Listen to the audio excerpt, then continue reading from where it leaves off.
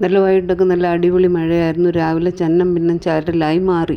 രാവിലെ തന്നെ കുറച്ച് ചെറുപയറെടുത്തു, വെള്ളത്തിലിട്ടു. 1 മണിക്കൂർ ഒന്ന് കുതിർത്തെടുത്തു.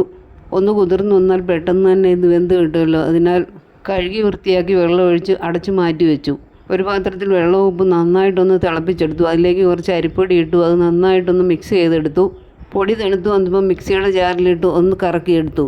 പുട്ടിനുള്ള പൊടി തയ്യാറായി.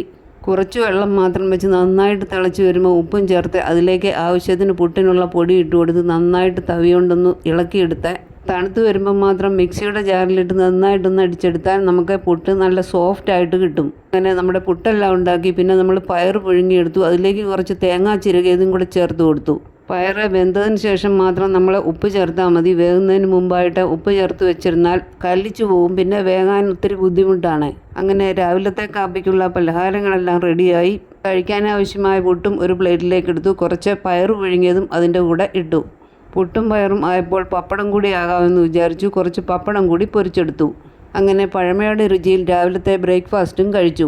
ആവിയിൽ വെന്ത് വന്ന നല്ല സോഫ്റ്റ് ആയിട്ടുള്ള അരിപ്പൊട്ടും നന്നായിട്ട് വെന്ത് വന്ന നമ്മുടെ ചെറുപയർ പുഴുങ്ങിയതും കൂടെ പപ്പടവും, ഇതൊക്കെയാണ് ഇന്ന് രാവിലത്തെ നമ്മുടെ വിശേഷങ്ങൾ. നമ്മുടെ വീഡിയോ കാണുന്ന എല്ലാ കൂട്ടുകാരും സപ്പോർട്ട് ചെയ്യാൻ മറക്കല്ലേ. പുതിയ പുതിയ വിശേഷങ്ങളുമായി അടുത്ത വീഡിയോയിൽ കാണാമെന്ന പ്രതീക്ഷയോടെ